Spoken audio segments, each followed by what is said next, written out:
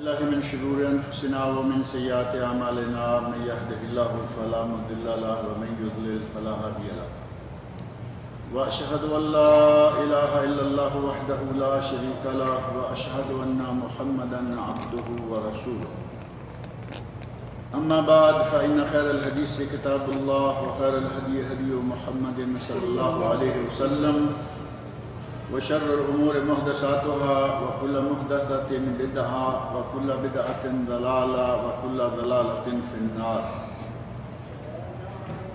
رب اشرح لي صدري ويسر لي أمري واحلل عقدة من لساني يفقهوا قولي رب أعوذ بك من همزات الشياطين وأعوذ بك رب أن يحضرون اعوذ باللہ السمیع العلیم من الشیطان الرجیم اولئک الذین نتقبل عنہم احسن ما عملوا ونتجاوز عن سیئاتهم فی اصحاب الجنہ وعد الصدق الذی كانوا يوعدون والذی قال لوالدیہ اف لکما اتعداننی ان اخرج وقد خلت القرون من قبلی وهما يستغيثان الله ويلك آمن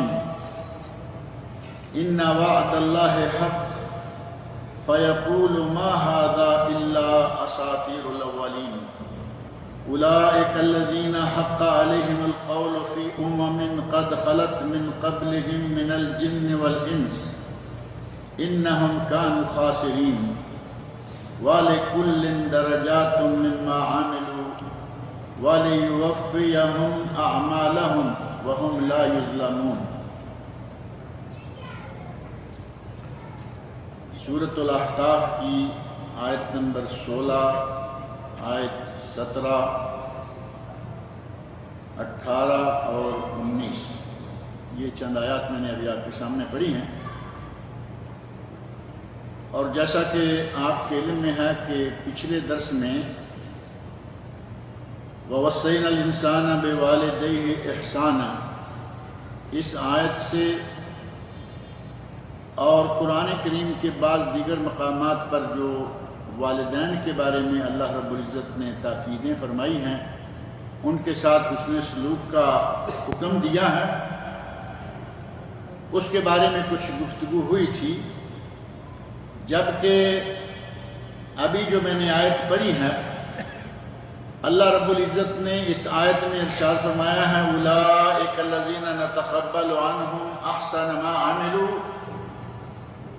یہی وہ لوگ ہیں جو کہ اپنے ماں باپ کی خدمت کرتے ہیں، ان کے ساتھ حسن سلوک سے پیش آتے ہیں، یہی وہ لوگ ہیں جن کے اچھے اعمال کو ہم قبول کرتے ہیں، وَنَتَجَاوَزُ عَنْ سَيِّئَاتِهِمْ اور ان کی کمیاں، کوتاہیاں، غلطیاں اور ان کے چھوٹے موٹے گناہ ان سے ہم تجاوز کر جاتے ہیں، درگزر کر دیتے ہیں۔ فی اصحاب الجنہ، یہ لوگ جنتوں میں ہوں گے، یہ اہل جنت لوگوں میں سے ہو جائیں گے۔ وعد الصدق، یہ سچا وعدہ، الذی کانوا یوعدون، یہ اس سچا وعدہ کے مطابق ہے جو کہ ان سے کیا جاتا رہا۔ اللہ رب العزت نے والدین کے ساتھ حسن سلوک کرنے والوں کا انجام بیان فرما دیا۔ اس دن بعض آیات اور بعض احادیث کے حوالے سے کہ جنت ماں کے پاؤں کے نیچے اور والد جنت کا دروازہ،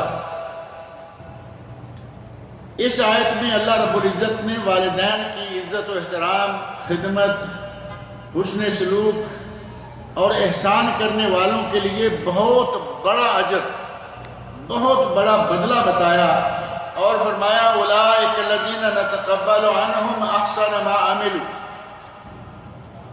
ایک کام تو یہ کہ والدین کے ساتھ حسن سلوک کرنے والوں کے اچھے اعمال کو ہم قبول کریں گے، ہم قبول کرتے ہیں، ان کی صحیح معنوں میں جو قیمت ہے وہ ادا کی جائے گی۔ اور دوسری بڑی بات یہ کہ اگر ان سے کمیاں کوتاہیاں کچھ گناہ بتقاضۂ بشریت آدمی سے گناہ ہو ہی جاتا ہے، ان کے جو والدین کے ساتھ اس نے سلوک کرنے والے ہیں ان کے گناہوں سے بھی ہم تجاوز کر جائیں گے، انہیں معاف کر دیں گے۔ فی اصحاب الجنہ، اور بالآخر وہ اہل جنت میں سے ہو جائیں گے۔ اللہ ان کی نیکیوں کو قبول کرے گا، یہ بھی مالک کی مرضی کہ وہ قبول کر لے۔ ہم اپنے طور پر نیکیاں کر کے سمجھ بیٹھتے ہیں کہ بس جی ہم تو بڑے نیک ہیں، لیکن سلف صالحین کے بارے میں ایک جملہ بڑا معروف ہے، رمضان میں آپ خاص طور پر سنتے ہیں کہ سلف صالحین یعنی صحابہ، تابعین، تبع تابعین، جو ہم سے پہلے نیک لوگ گزر گئے، وہ رمضان کا روزہ رکھنے سے، رمضان آنے سے پہلے عرصہ یہ دعائیں مانگتے ہیں کہ یا اللہ اللہم بلغنا رمضان، اے اللہ ہمیں رمضان کے اس مبارک مہینے تک پہنچا دیں۔ 4-6 مہینے دعائیں مانگتے رہتے ہیں کہ یا اللہ ہمیں رمضان تک پہنچانا، رمضان کے روزے رکھنے کی توفیق دینا اور رمضان کی برکات سمیٹنے کی توفیق عطا فرمانا۔ اور جب رمضان گزر جاتا ہے تو ہم خوشیاں مناتے ہیں کہ جان چھوٹی، ہم جان چھوٹی پہ خوشیاں مناتے ہیں کہ روزے رکھ رکھ کے یہ ہو رہا تھا۔ جو سلف صالحین ہیں وہ رمضان کے گزر جانے پر غمگین ہو جایا کرتے تھے کہ اتنا مبارک مہینہ ہم سے گزر گیا، اور اس مہینے میں جو عبادات سر انجام دی ہوتی تھی ان کی قبولیت کے لیے اب کئی مہینے دعائیں مانگتے رہتے کہ یا اللہ ہم نے رمضان میں جو کچھ کیا ہے اسے اپنے خالصتاً رضا کے لیے قبول فرما لے۔ اللہ رب العزت کسی کے عمل کو قبول فرما لے، یہ بہت بڑی بات، بہت بڑا انعام ہے۔ اور والدین کے ساتھ حسن سلوک کرنے والوں کے بارے میں اللہ نے کہا ہے کہ ہم ان کے عمل کو قبول کریں گے اور ان کے گناہوں کو معاف کریں گے۔ یہ دو بڑے بڑے کام ہو جائیں تو پھر ظاہر ہے کہ آگے نتیجہ سیدھا ہے جنت۔ گناہ معاف ہو جائیں، اچھے عمل قبول ہو جائیں، اللہ نے فرمایا کہ یہ فی اصحاب الجنہ، یہ جنت والوں میں سے ہو جائیں گے۔ وعد الصدق، اور یہ ہمارے اس سچے وعدے کے مطابق ہے الذی کانوا یوعدون، جو ان سے وعدہ دیا جاتا ہے، جو وعدہ ان سے کیا جاتا تھا۔ اللہ رب العزت نے قرآن کریم میں جا بجا یہ وعدہ کیا ہے کہ تم نیک عمل کرو، تم برائیوں سے بچ کے رہو، اللہ اور اللہ کے رسول کی نافرمانیوں سے اجتناب کرو، جنت تمہاری ہے۔ بار بار جو قرآن کریم میں یہ وعدہ ہے، اللہ نے فرمایا کہ اس وعدے کے مطابق جو ان سے کیا جاتا تھا ان کو جنت میں داخل کیا جائے گا۔ اہل ایمان اپنے والدین کے فرما بردار لوگوں کا تذکرہ یہاں اللہ رب العزت نے مکمل فرمایا۔ اب دوسری پارٹی کی بات شروع کر دی جو کہ اپنے والدین کے نافرمان ہیں، جو اپنے والدین کی حکم عدولی کرتے ہیں، جو ماں باپ کی مانتے نہیں بلکہ ماں باپ کے خلاف بد زبانی کرتے ہیں، ہاتھ اٹھاتے ہیں، ڈانٹ ڈپٹ کرتے ہیں، مار پیٹ تک آ جاتے ہیں۔ ان لوگوں کے بارے میں اللہ رب العزت نے ارشاد فرمایا والذی قال لوالدیہ اف لکما، والذی قال لوالدیہ اف لکما، وہ شخص جس نے اپنے والدین کو کہا تمہارے لیے اف ہے، تمہارا برا ہے، اتعداننی ان اخرج، کیا تم مجھے یہی بات کہتے کہتے ڈراتے رہتے ہو کہ تمہیں دوبارہ قبر سے، زمین سے نکالا جائے گا، دوبارہ زندہ کیا جائے گا، یا تمہیں دوبارہ محشر کے میدان میں لا کے کھڑا کیا جائے گا؟ وَقَدْ خَلَتِ الْقُرُونُ مِنْ قَبْلِي، کہتا ہے کہ مجھ سے پہلے کتنی امتیں، مجھ سے پہلے کتنی قومیں، کتنے لوگ گزر گئے ہیں، میں آج تک کسی کو نہیں دیکھ رہا کہ کوئی اٹھا ہو اور دوبارہ دنیا میں آ گیا۔ اپنے طور پر وہ یہ سمجھ بیٹھا ہے کہ یہ جو مجھے کہا جاتا ہے کہ تمہیں ایک دن اٹھایا جائے گا، تمہیں ایک دن اپنے عملوں کا حساب دینا ہوگا، تمہیں یہ کرنا ہوگا وہ کرنا ہوگا، وہ سمجھتا ہے کہ شاید دنیا میں ہی دوبارہ اٹھا کے مجھ سے یہ سوال و جواب ہوں گے۔ کہتا ہے کہ مجھ سے پہلے کتنے لوگ مر گئے، کتنی قومیں آئیں، دنیا میں آئیں اور گئیں، اور ان قوموں میں سے کسی کو آج تک اٹھا کے کھڑا کر کے پوچھا نہیں گیا، مجھے تو بھی یہ کہہ کے ڈراتے رہتے۔ پہلی بات یہ کہ یہ بدبخت وہ انسان ہے الذی قال لوالدیہ اف لکما،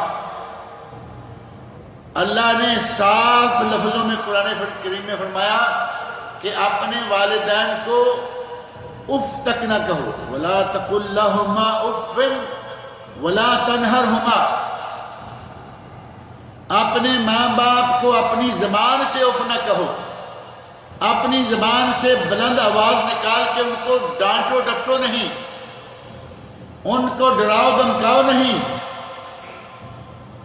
اللہ رب العزت نے تو صرف اف کہنے سے منع کر دیا ہے، اور یہ نہ صرف یہ کہ اف، بلکہ اس سے آگے کئی قدم اٹھا کے ایسے لوگ موجود ہیں جو کہ پچھلے درس میں بھی میں نے ذکر کیا تھا، نہ صرف اف کہنے والے تو بہت ہیں، معمولی بات پہ اپنی ماں یا باپ، بوڑھا باپ ہے، گھر میں کہیں تھوک دیا، بیوی تو ناک چرائے اس کا شوہر بھی ساتھ چڑھا رہا ہے، جو کہ ان کے اس بوڑھے ماں باپ کے پالنے سے، ان کے تربیت دینے سے، ان کے روزی روٹی لا کے اس کو کھلا کے اس کو بڑا کرنے میں جن کا بہت بڑا کردار۔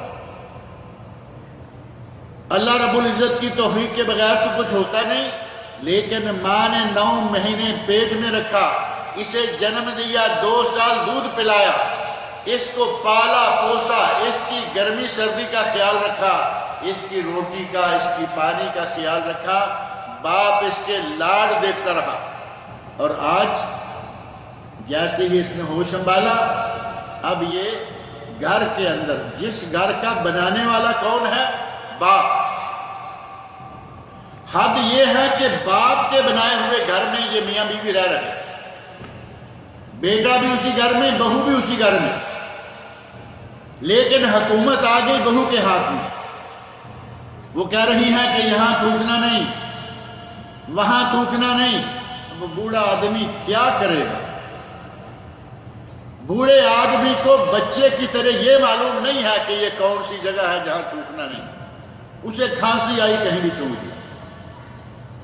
اور اللہ رب العزت کتنا کریم ہے، جس نے دنیا میں انسان کو بھیجا ہے، اس کے پیدا ہونے سے لے کر مرنے تک کی ہر حالت کو وہ جانتا ہے۔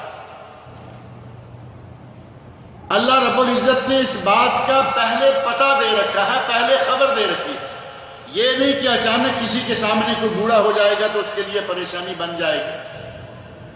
اللہ رب العزت نے سورہ یاسین آیت نمبر 68 آیت 68 میں فرمایا وَمَن نُعَمِّرْهُ نُنَكِّسْهُ فِي الْخَلْقِ، ہم جسے عمر لمبی دیتے ہیں اسے تخلیق میں الٹا دیتے ہیں۔ اب تخلیق میں الٹانا دیکھنا ہو تو بوڑھے کو دیکھیں۔ اللہ رب العزت کا ارشاد 100% سے زیادہ بھی صحیح، اور ہم اپنی آنکھوں کے سامنے دیکھتے ہیں کہ بوڑھے میں وہی عادتیں آ جاتی ہیں جو کہ بچے میں ہوتی ہیں، بوڑھے کی وہی حرکتیں ہو جاتی ہیں جو بچے۔ موٹا سا سروے آپ کر کے دیکھ لیں، باریکیوں میں نہ جائیں۔ آپ دیکھیں بوڑھا آدمی ہے، اس کو یا لاٹھی چاہیے یا اپنے بیٹے کا کندھا چاہیے، وہ سیدھا اٹھ کے کھڑا چل نہیں سکتا۔ اب اپنا بچپن دیکھ لیں، ایک وقت اس نوجوان پہ وہ گزرا ہے کہ یہی ماں باپ اسے اپنی انگلی کے ساتھ لگا کر چلایا کرتے تھے۔ اس کے لیے بہترین واکر لائی گئی، گھر میں واکر لائی گئی، اس کے اندر بیٹھ کے یہ تھوڑا تھوڑا چلے، نہ ادھر گرے نہ ادھر گرے، آرام دہ پرسکون واکر۔ وہ انتظام کس نے کیا تھا؟ اس بوڑھے نے، اس ماں نے، جو آج اسے گھر کے اندر چلتے پھرتے اگر ان سے کمی چھوٹی موٹی ہو جائے تو یہ فوراً ناک منہ چڑھا لیتے ہیں، بلکہ کئی لوگوں کی ناک تو کہتے ہیں ماتھے پر جا بیٹھتی، اتنا غصہ منائیں گے۔ یہ وہی شخصیتیں ہیں، یہ وہی پارٹی ہے جس نے کل تک تمہارے لیے واکر خریدی تاکہ تم آرام سے چلنا سیکھو۔ واکر سے باہر نکلتے ہی جیسے ہی تھوڑا لمبا چلنا ہے، تمہارا ہاتھ پکڑا ہوا ہے یا اپنی انگلی پکڑائی ہوئی ہے تاکہ تمہیں چلنے میں سہارا ملے۔ اور آج وہی ماں باپ تجھے اچھے نہیں لگ رہے، چلنے میں کمزور تھا، ماں باپ نے سہارا دیا، اور دانت نہیں تھے، شروع میں دانت نہیں ہوتے۔ کبھی کبھی کوئی بچہ آپ نے سنا ہوگا کہ پیدا ہوتا ہے تو اس کے ایک آدھ دانت ہوتے ہیں، سر کے بال نہیں ہوتے، کئی بچوں کے کافی بال ہوتے ہیں، مختلف قسم کی اللہ رب العزت کی اپنی مرضی ہے، مختلف حالات۔ بچہ عموماً پیدا ہوتا ہے منہ میں دانت نہیں ہوتے، اور اس میں بھی اللہ رب العزت کی بہت ساری حکمتیں ہیں۔ بچے کے پیدا ہوتے ہی منہ میں دانت ہوں، ماں کا دودھ پیے گا وہ کتنی اذیت پہنچائے گا اسے تو معلوم ہی کچھ نہیں۔ اللہ رب العزت نے شروع میں دانت نہیں دیے، جیسے جیسے اسے باہر کے کھانے کی ضرورت پڑے گی، جیسے جیسے اسے دانے چبانے کی ضرورت پڑے گی، اسے بادام چبانے کی ضرورت پڑے گی، تب تک اس کے دانت تیار ہو چکے ہوں۔ جب تک دانت نہیں، میں پچھلے درس میں ذکر کر رہا تھا کہ خواتین اپنے بچوں کے لیے کیلے کو بھی نرم کر کے، کیلا پہلے نرم ہوتا ہے، جس کے دانت نہیں وہ تو پھر بھی نہیں کھا پائے گا، کیلے کو نرم کر کے مالیدہ بنا کے اس کے منہ میں ڈال رہے ہیں۔ سیب لیا، آدھا کاٹا، باقی کے آدھے حصے سے چمچ کے ساتھ چھوٹا چھوٹا کر کے اس کا مالیدہ بنا کے اس کے منہ میں ڈال رہے ہیں۔ آج باپ بوڑھا ہو گیا، ماں بوڑھی ہو گئی، اس کا جی چاہتا ہے کہ مجھ سے یہ روٹی نہیں کھائی جاتی، مجھ سے یہ فلاں چیز نہیں کھائی جاتی، مجھے تھوڑا باریک کر کے دے دیں، مجھے تھوڑا کوٹ کر دے دیں۔ اور آج کوٹنے کے لیے اللہ رب العزت نے اتنی آسانیاں کر دی ہیں، آپ کو نہ ڈنڈے کی ضرورت ہے، نہ کونڈی کی ضرورت ہے، نہ ہامن کی ضرورت ہے، نہ دستے کی ضرورت ہے۔ ایک مشین میں ڈالیں، 1 منٹ میں جو چاہیں آپ پیس لیں۔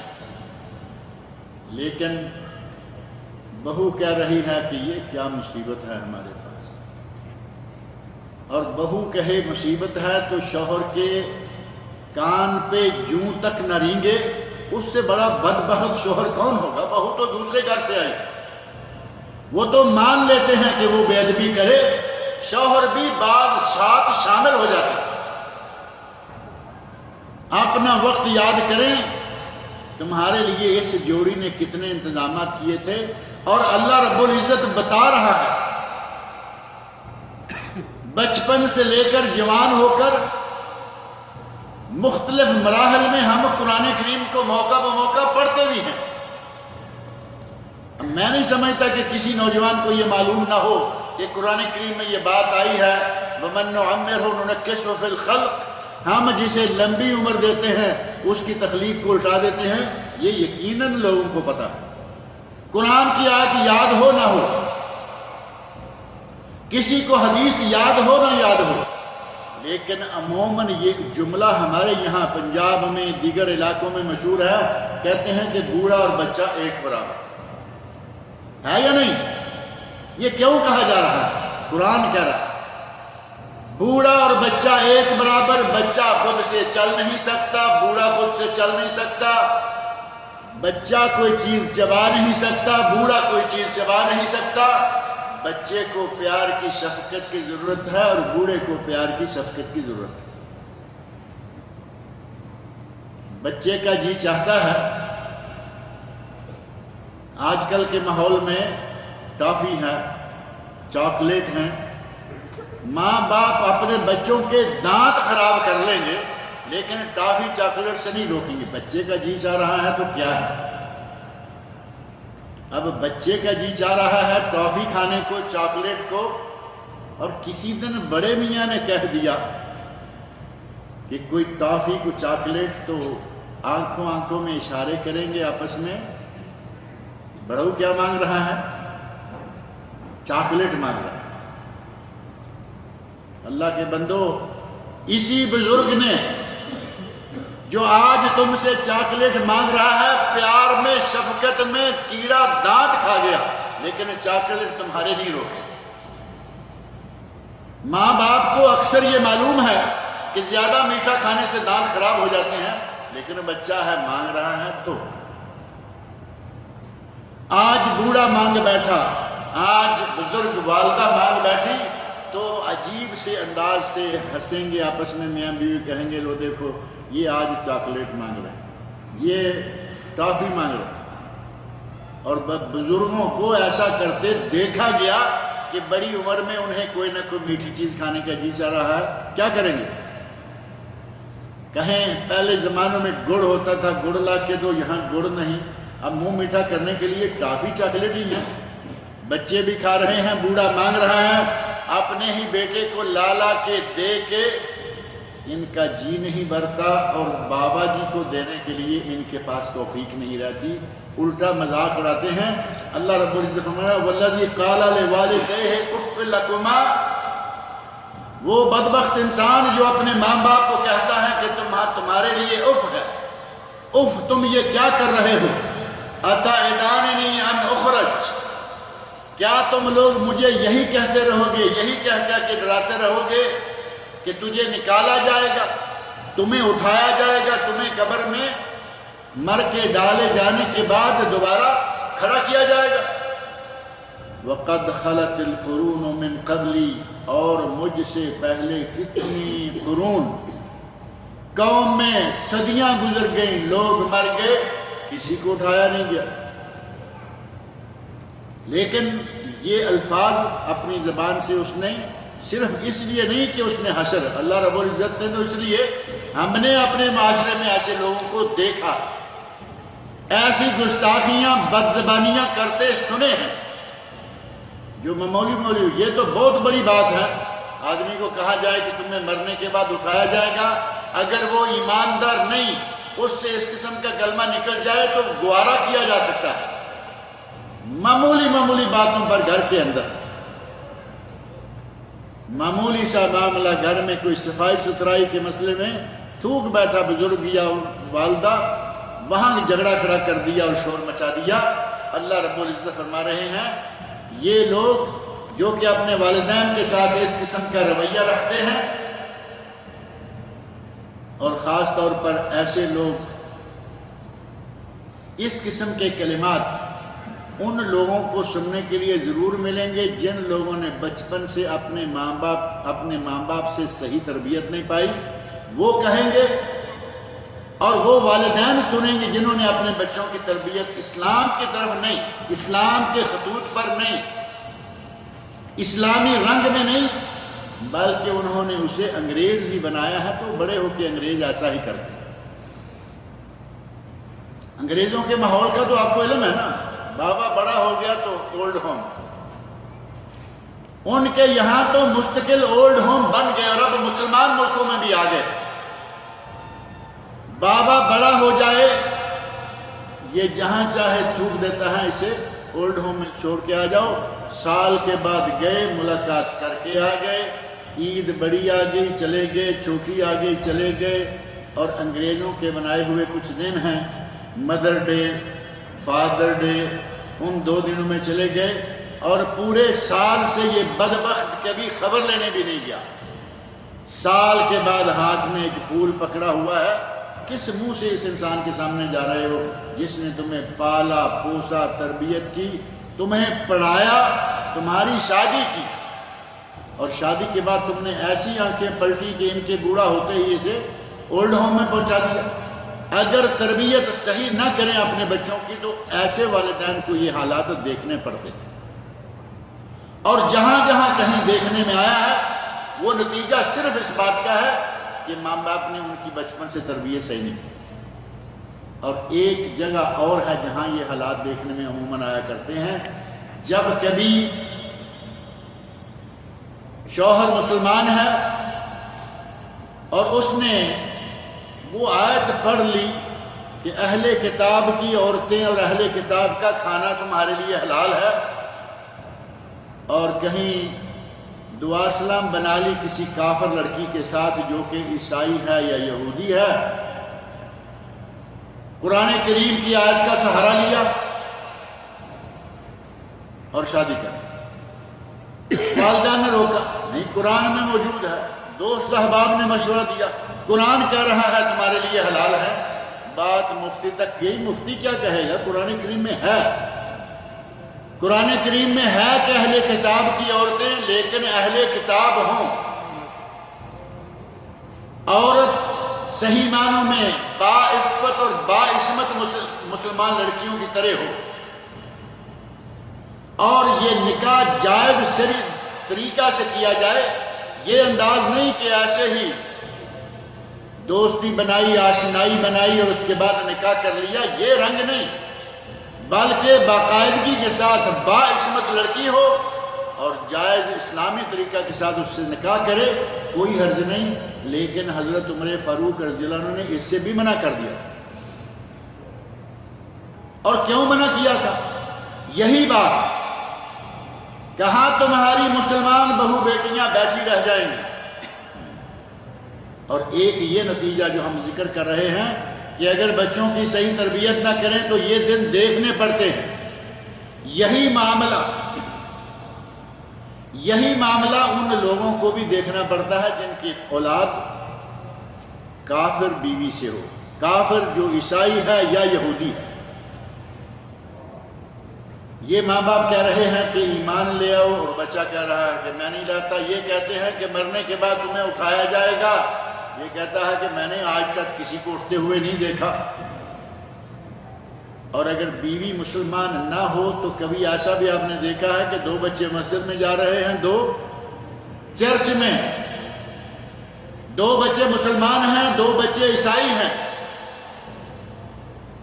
اپنی نسل کو خراب کر لیا صرف اس لیے کہ میں نے لو میرج کی ہے، والدین کی مرضی کے خلاف، معاشرے کی مرضی کے خلاف، اپنی جوانی کے جوش میں آ کر کچھ نہ کچھ کر لیا۔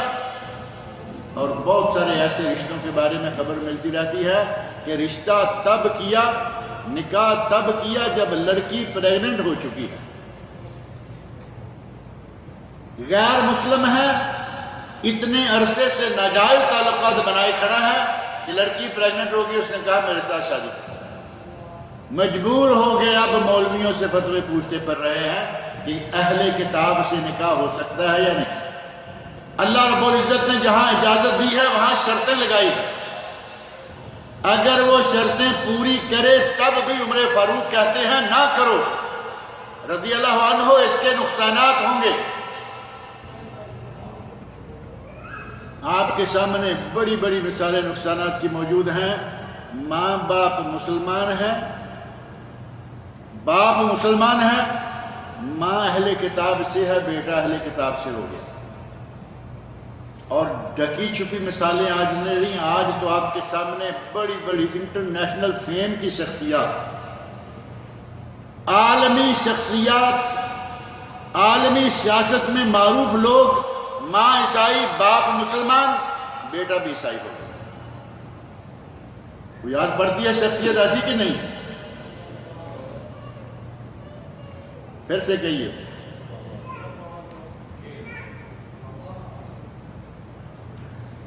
کر رہے ہیں ساری دنیا کے بڑے بڑے سیاستدانوں میں سے ایسے لوگ موجود ہیں۔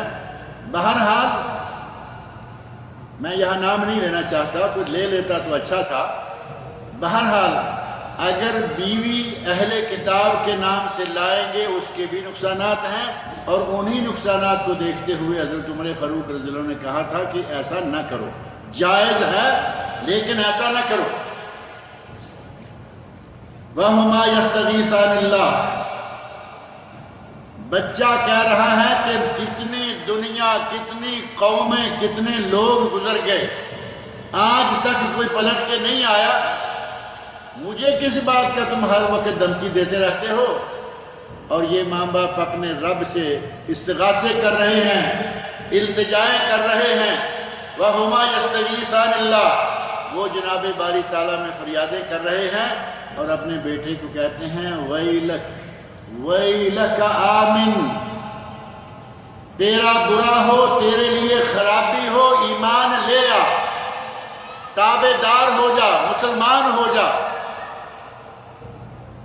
دیکھا کہ یہ اڑا ہوا ہے، فرمایا وَيْلَكَ آمِن، تیرا برا ہو، تجھے خرابی ہو، ایمان لے آ، ان وعد اللہ حق، اللہ کا وعدہ سچا ہے، وہ پورا ہو کر رہے گا۔ اللہ کا وعدہ سچا ہے، وہ ٹلنے والا نہیں۔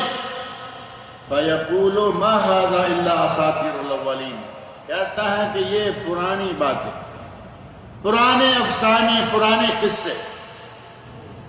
قرآن کریم کو بھی کہا گیا اساطیر الاولین، اور یہ اپنے ماں باپ کو جب وہ اس کو ایمان سکھلا رہے ہیں، ایمان لے آ، تو کہتا ہے یہ پرانی باتیں، مر کے اٹھایا جائے گا، اساطیر الاولین، یہ بھی پرانی باتیں۔ اللہ رب العزت نے فرمایا ان وعد اللہ حق، اللہ کا وعدہ حق ہے اور وہ پورا ہو کر رہے ہیں۔ اولئک الذین حق علیہم القول فی یہ وہ لوگ ہیں جن پر اللہ کا قول، اللہ کا عذاب آ کے رہے گا۔ اولئک الذین حق علیہم القول، ان پر جو ایمان نہیں لاتے، ان پر اللہ کا عذاب آ کے رہے گا۔ فی یہ بھی انہی لوگوں میں شامل ہو جائیں گے، انہی لوگوں میں شمار کیے جائیں گے۔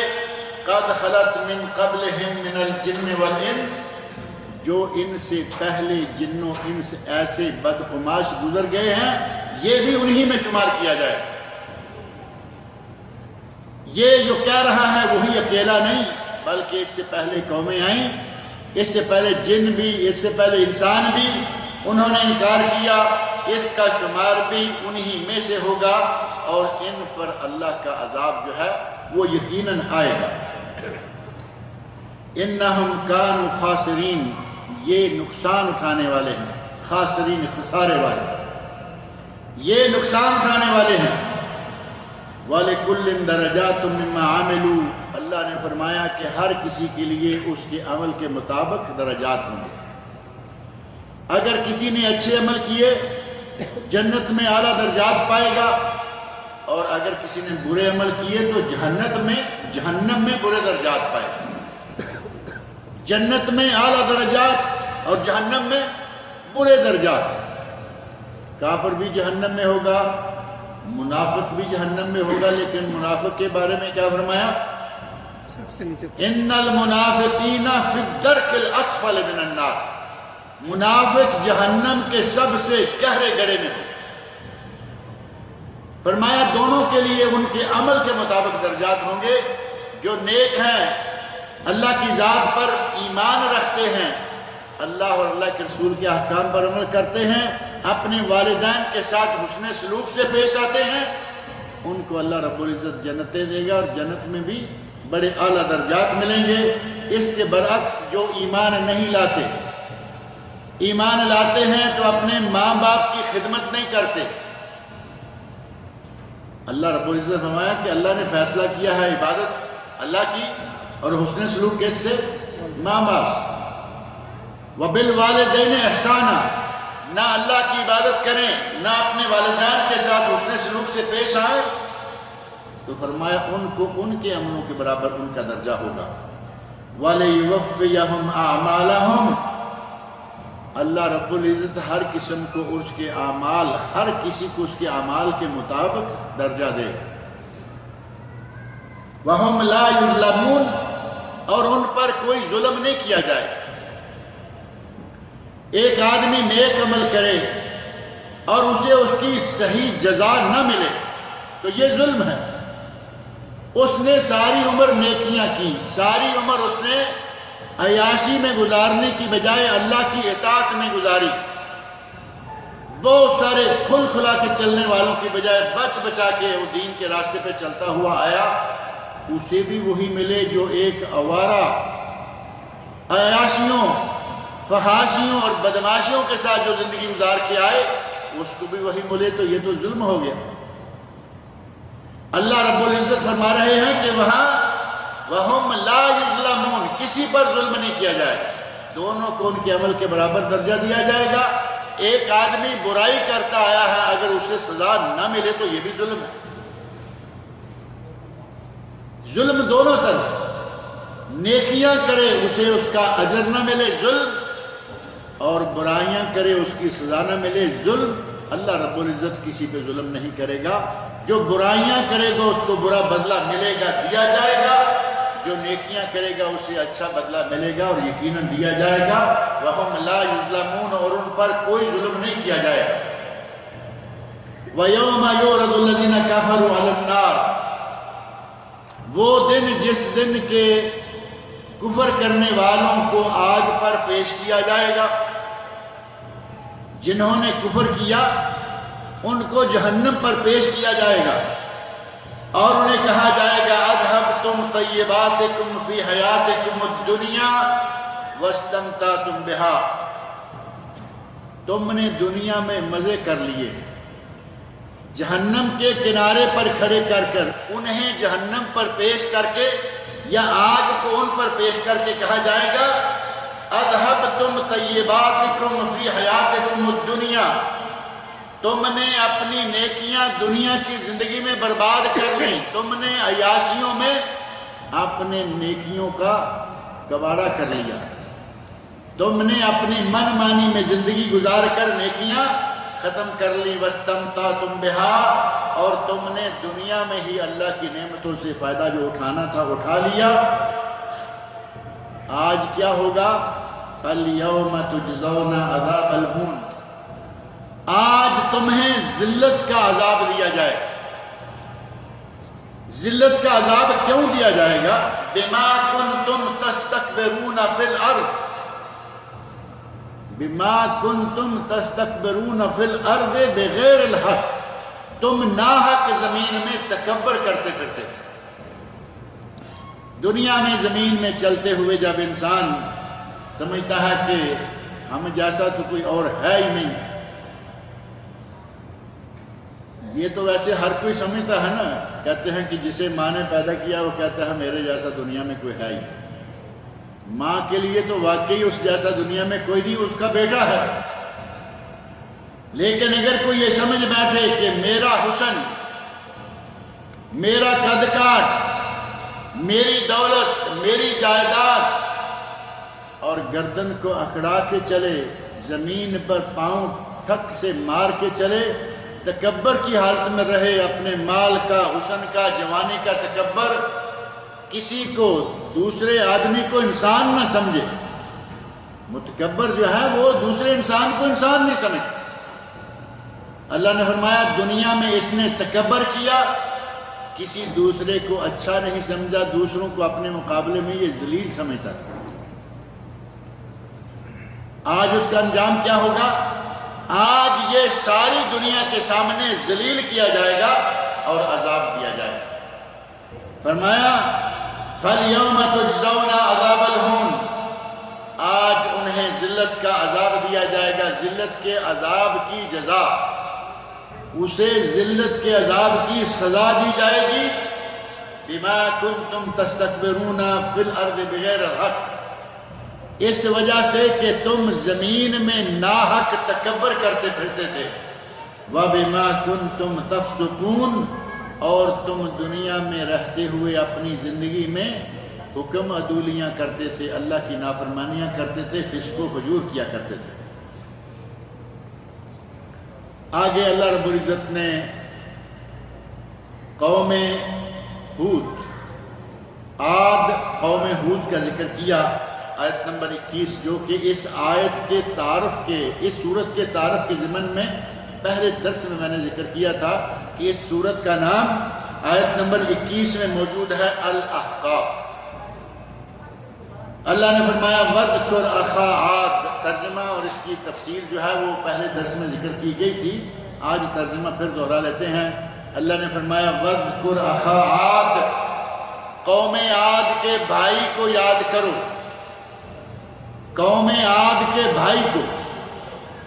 وہ پہلے درس میں نے یہ بات ذکر کی تھی کہ پیغمبر قوم کا بھائی ہوتا ہے، اللہ نے پیغمبر کو قوم کا بھائی قرار دیا، اور آج ہمارے پاکستان ہندوستان میں ایک جماعت کے لیے یہ بہت بڑا تانا بنا دیا گیا، گالی بنا دی، کہا کہ یہ نبی کو اپنا بھائی سمجھتے،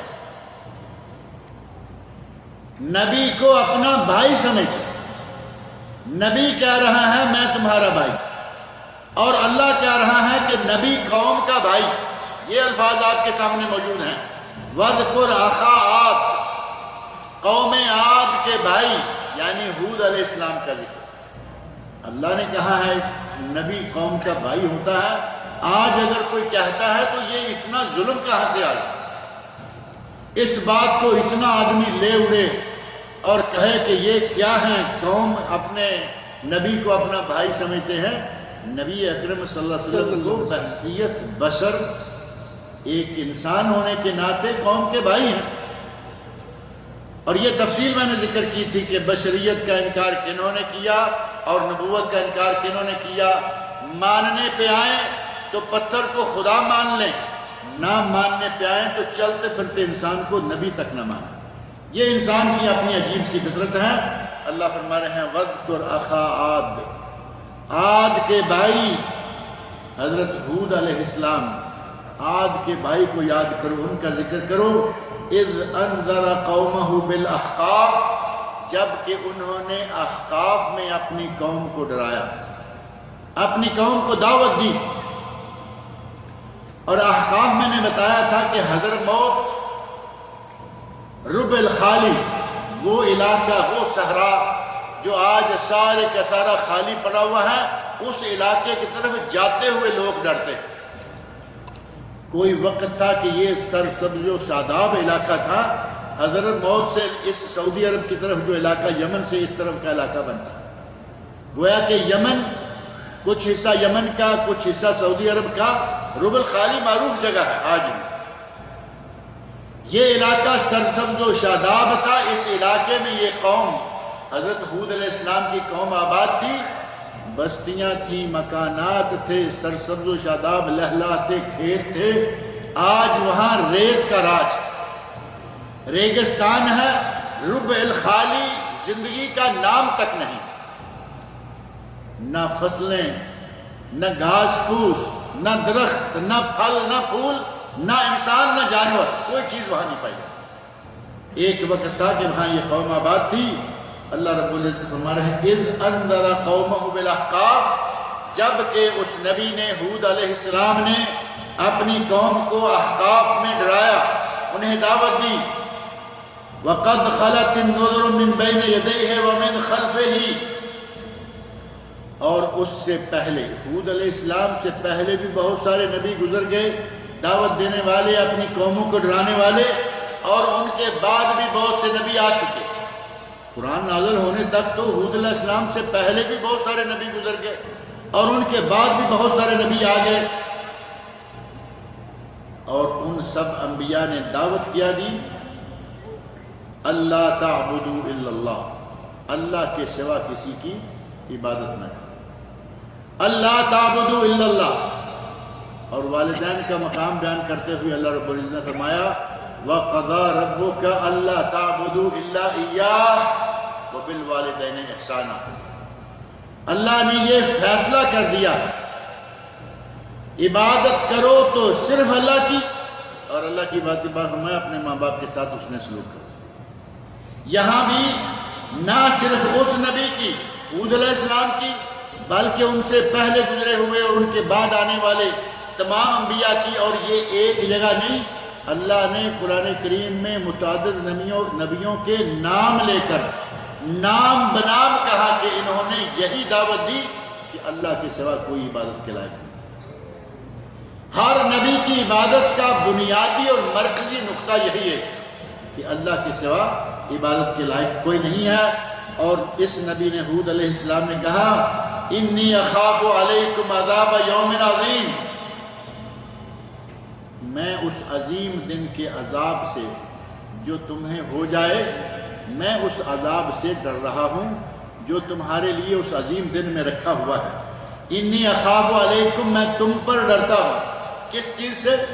عذاب یوم عظیم، جو کہ بہت بڑا دن، قیامت کا دن، ہولناکیوں والا، انتہائی خوفناک دن، انتہائی لمبا دن۔ اور اس ایک دن کی، عظیم دن کی لمبائی کتنی ہے؟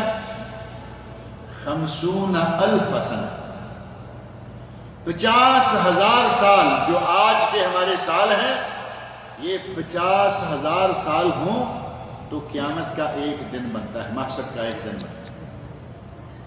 فرما رہے ہیں کہ میں تمہیں اس عظیم دن سے، اس عظیم دن کے عذاب سے میں تم پر ڈرتا ہوں۔ قوم نے کیا جواب دیا؟ قالوا اجئتنا لتعفکنا عن آلہتنا، کیا تو اس لیے آیا ہے کہ ہمارے خداؤں سے ہمیں موڑ کر ایک؟ قرآن کریم میں قوموں نے یہ بات کہی کہ کیا یہ ہمیں ہمارے خداؤں کو چھڑا کر ایک خدا کی عبادت پہ لگانا چاہتا ہے؟ اجعل الآلہۃ الہا واحدا، کئی خداؤں کو، ان کے تو ہر طرح کی خدا موجود ہیں، بارش کا خدا ہے، بیٹے دینے کا خدا ہے، فلاں کام کا الگ، طرح طرح کے خدا۔ بیت اللہ شریف میں 360 بت، مکہ والوں کے خدا ہی تھے نا سارے، ہر کام کا الگ خدا۔ اور آج کل ہمارے مسلمانوں نے بھی الگ الگ کاموں کے الگ الگ مزار اور دربار تیار کر رکھے۔ کوئی بیماریوں کی شفا کے لیے ہے، کوئی اولاد دینے کے لیے مشہور ہے۔ بیماریوں کی شفا کے حوالے سے ہمارے علاقے میں، سیالکوٹ کے علاقے میں، بارڈر کی سائیڈ میں کوئی سرکار ہیں، وہ زیادہ تو نہیں، ایک بیماری کے اسپیشلسٹ ہیں، اور وہ بیماری خارش۔ کہتے ہیں کہ جو آدمی اس سرکار کے ساتھ تھوڑا سا پانی نکل رہا ہے، جو اس پانی میں غسل کر لے اس کے جسم میں خارش نہیں رہتی۔ یہ خارش اسپیشلسٹ ہے۔ کوئی بیٹا دینے کا اسپیشلسٹ ہے، کوئی نوکریاں دلانے کا اسپیشلسٹ ہے، کوئی کسی طرح کا اسپیشلسٹ ہے۔ انہوں نے 360 رکھے، انہوں نے بے شمار رکھے ہوئے۔ کہا کرتے تھے کہ اس نے ہمیں مختلف خداؤں سے چھڑا کر ایک خدا پہ لگانے کی کوشش شروع کر رکھی ہے۔ کہتے ہیں قالوا اجئتنا، کیا تو اس لیے آیا ہے لتعفکنا علی آلہتنا، تاکہ تو ہمارے خداؤں سے ہمیں ہٹا دے، ہمارے خداؤں سے ہٹا کر ہمیں ایک خدا کی طرف لگا دے؟ اگر یہی بات ہے تو ہم نہیں مانتے۔ فاتنا بما تعدنا، جس کا تو ہمیں ڈراوا دے رہا ہے کہ قیامت کا دن ہوگا، یہ ہو جائے گا، آج بھی تمہارے اوپر عذاب آ سکتا ہے، لاؤ جو آ سکتا ہے۔ جو عذاب تم ڈرا رہے ہو وہ عذاب لے آؤ۔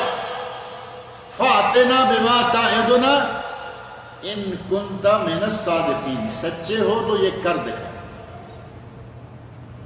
اب نبیوں کو یہ اکثر امتوں نے کہا کہ تم جو کہتے ہو عذاب آئے گا، آئے گا تو بتاؤ، عذاب کو آواز دو، ہم پہ آ جائے۔ اور بعض نبیوں نے آواز دی اور عذاب آ گئے۔ دنیا میں کوئی انسان نہ بچ پایا سوائے اس کے ساتھیوں کو۔ نوح علیہ السلام، طوفان عذاب ہی تھا نا، ایک نہیں کئی مثالیں۔ جب اللہ نے چاہا تو قوموں کو پکڑ لیا، اسی وقت پکڑ لیا، لیکن کچھ قوموں کو ڈھیل دیے رکھی، عذاب نہیں آیا۔ اور ہمارے نبی صلی اللہ علیہ وسلم کو اللہ رب العزت نے رحمت للعالمین بنایا تھا۔ جب تک آپ دنیا میں رہے آپ کی امت پہ کوئی عذاب نہیں آیا، اجتماعی عذاب آنے والا بھی نہیں۔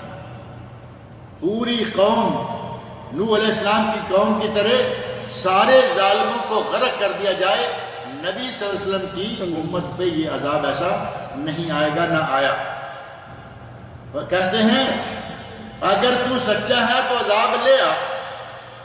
قال انما العلم عند اللہ، نبی کہتا ہے کہ یہ علم تو اللہ کے پاس ہے کہ تمہیں عذاب دنیا کی زندگی میں ہی گھیر لے گا یا آخرت میں ہوگا۔ عذاب کا وعدہ اللہ کا ہے، وہ برحق ہے، عذاب آئے گا، تمہیں عذاب دیا جائے گا، لیکن دنیا میں ہوگا یا آخرت میں، جلدی آ جائے گا یا بدیر، یہ میں نہیں جانتا۔ انما العلم عند اللہ، اس کا علم اللہ کے پاس ہے۔ وَأُبَلِّغُكُم مَّا أُرْسِلْتُ بِهِ، مجھے تو جو اللہ نے پیغام دیا ہے میں وہ تمہیں پہنچا رہا ہوں، میں تو رسالت کی تبلیغ کر رہا ہوں، جو پیغام اللہ کا ہے وہ تم تک پہنچا رہا ہوں۔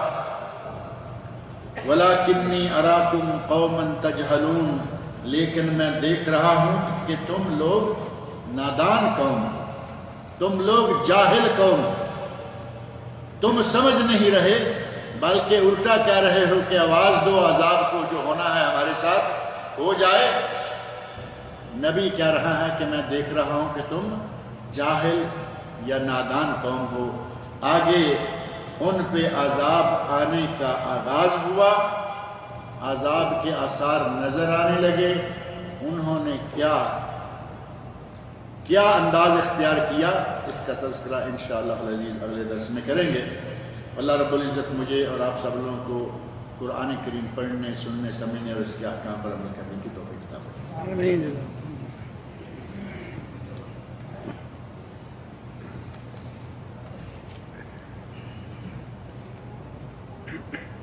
کسی نے لکھا ہے کہ اگر میقات میں،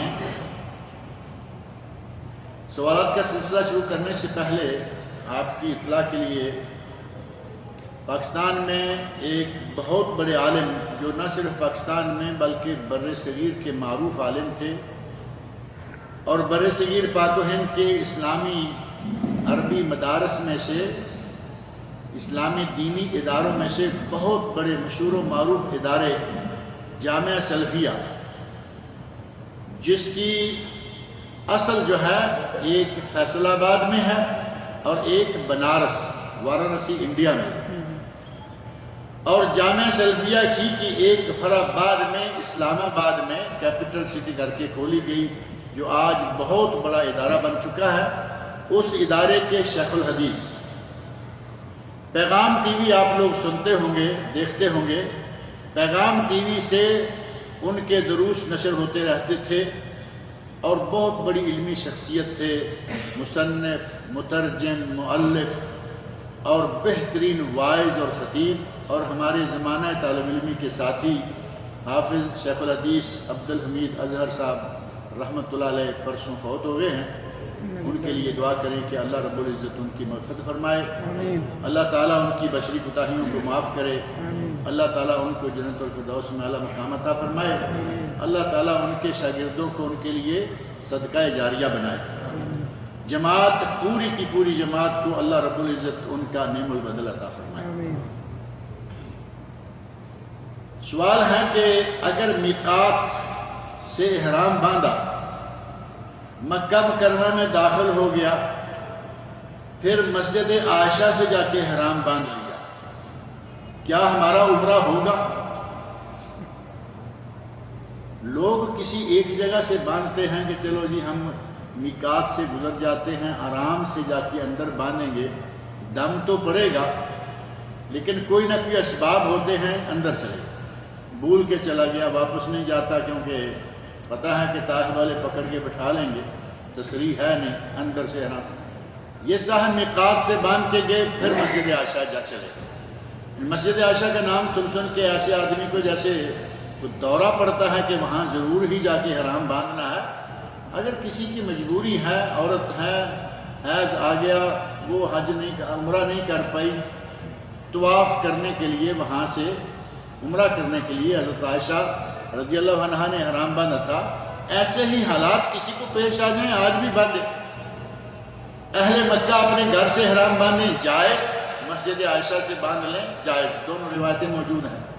اب ہم جب یہاں سے جاتے ہیں، پہلے میقات سے احرام باندھا، پھر جا کے مسجد عائشہ میں کھولا اور وہاں سے نیا باندھا، یہ پتہ نہیں کون سا طریقہ کار ہے۔ اگر اس نے پہلے میقات والے احرام کی نیت ختم کی اور نئی تازہ فریش نیت سے مسجد عائشہ سے احرام باندھا اور عمرہ کیا، اس پر دم واجب۔ اور اگر نیت نہیں توڑی، اسی نیت میں ہے، ویسے ہی جا کے نہایا اور اسے کوئی غلط فہمی ہے کہ شاید وہاں سے جا کے غسل کر کے جانا ہے، لیکن وہ احرام کی نیت بحال، تو پھر بلا وجہ کا ایک اس کا عمل ہے، لیکن اس کا دم کا معاملہ جو ہے وہ نہیں ہوگا اور عمرہ اس کا ہو جائے گا۔ احرام ایک وقت کے لیے ایک ہی جگہ سے ہے، دو سے نہیں۔ پہلے مدینہ منورہ سے احرام باندھ لیا ذوالحلیفہ سے، اور دیکھا کہ ہم چلتے ہوئے طائف پہنچ گئے، ہم پھر طائف جا کے پھر کھولا اور پھر باندھ لیا، یہ احرام نہ ہوا۔ یہ تو ایسے ہوا کہ آپ سیر کر رہے ہیں، جہاں سے گزرے وہاں سے کچھ نہ کچھ لیتے جائیں۔ احرام ایک وقت ایک کام کے لیے، حج یا عمرہ کے لیے ایک ہی مرتبہ باندھا جاتا ہے، وہ بار بار نہیں باندھا جاتا۔ عمرہ کیا، پھر گھر لوٹ گئے، اور طواف وداع کرنا کیا ضروری ہے؟ گھر لوٹتے وقت کیا طواف وداع؟ عمرے پہ طواف وداع ضروری نہیں ہے، طواف وداع حج پر ہے اور واجب، عام سا ضروری نہیں۔ اگر کوئی چھوڑ کے آ جائے تو اسے دم دینا پڑے گا، ورنہ طواف وداع کر کے مکہ مکرمہ سے نکلے۔ رکن یمانی کے بارے میں معلوم کراؤ، کیا یہاں سفر میں بھی تحیت المسجد کی نماز ہر مسجد میں پڑھنی ہے؟ رکن یمانی کے بارے میں پتہ نہیں کیا معلوم کرانا ہے۔ حجر اسود کو بوسہ دینا، اگر بوسہ نہ دے سکے تو ہاتھ لگانا اور اس کو بوسہ دینا، اگر ہاتھ بھی نہیں لگتا، ہاتھ میں چھڑی ہے وہ پہنچ سکتی ہے، چھڑی کا کونا لگا کر اس چھڑی کو بوسہ دینا، اور اگر یہ بھی ممکن نہیں ہے تو چوتھی چیز ہے ہاتھ سے اشارہ کرنا، ایک ہاتھ سے، اور بسم اللہ اللہ اکبر کہہ کے طواف شروع کر دینا۔ رکن یمانی پر نہ تو بوسہ ہے، نہ ہی وہاں اشارہ ہے، نہ ہی وہاں چھڑی اور چھڑی کو بوسہ ہے، وہاں صرف ہاتھ لگانے کی اجازت ہے۔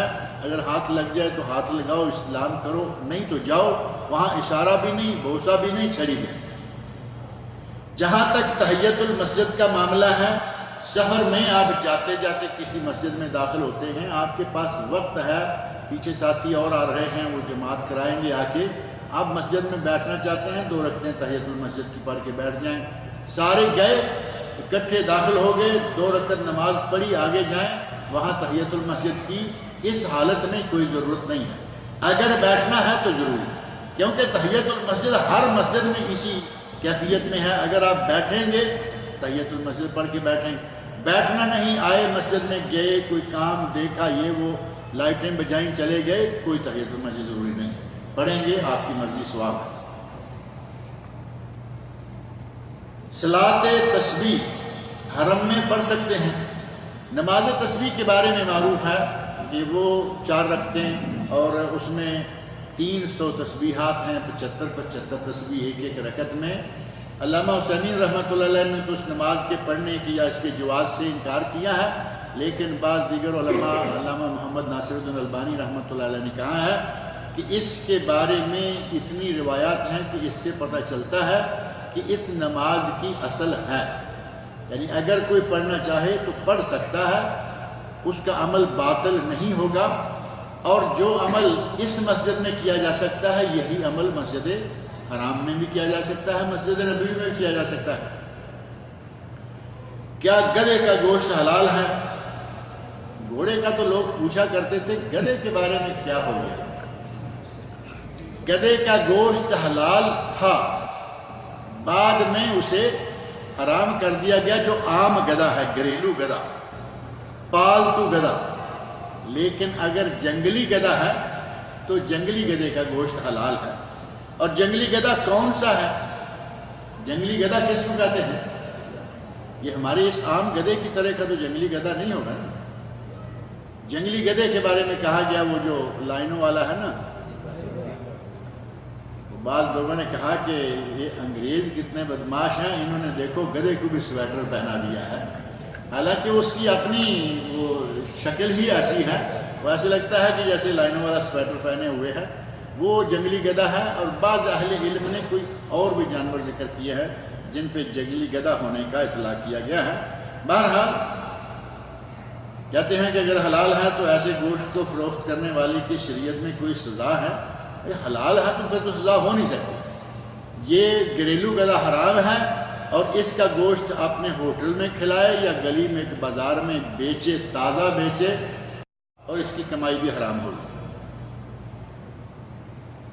کیا یہاں سعودی عرب میں الراجحی بینک بلا سودی ہے؟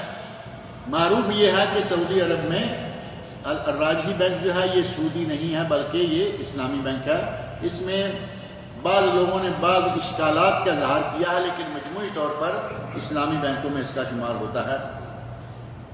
کسی صاحب نے کہا ہے کہ راجحی بینک سودی ہے، انٹرسٹ پر چلتا ہے۔ میں نے عرض کر دیا کہ کچھ خلل، کچھ فالٹس ایسے ممکن ہیں کہ جو اس میں ہوں، لیکن مجموعی طور پر سب سے زیادہ اسلامی بینک اگر کوئی بینکوں میں سے ہے تو وہ یہ ہے۔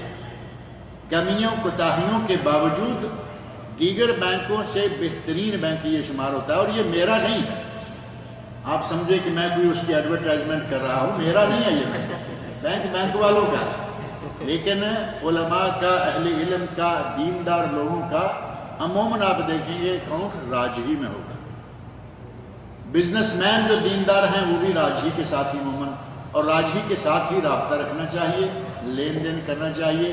اس کے علاوہ بینک البلاد، بینک الانماء اور البینک الاسلام، راجحی شامل کر کے 4 بینک مشہور ہیں کہ یہ اسلامی بینک ہیں۔ اسلامی بینک یعنی غیر سودی، اور دوسرے سودی۔ اللہ رب العزت سود سے ہمیں بچائے، محفوظ رکھے۔